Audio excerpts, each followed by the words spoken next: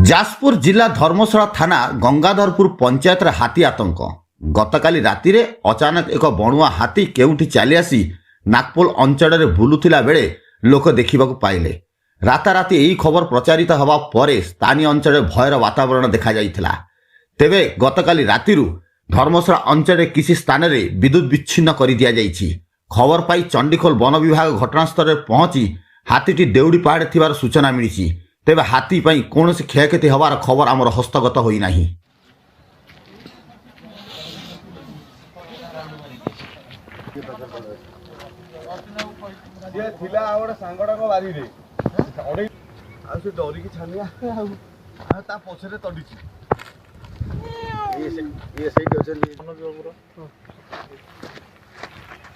Hello यार तमें शुण तुम दी जन पिला मंदिर पाखे रुह आउ स्टाडियम आड़ को दी जन पिला रखा।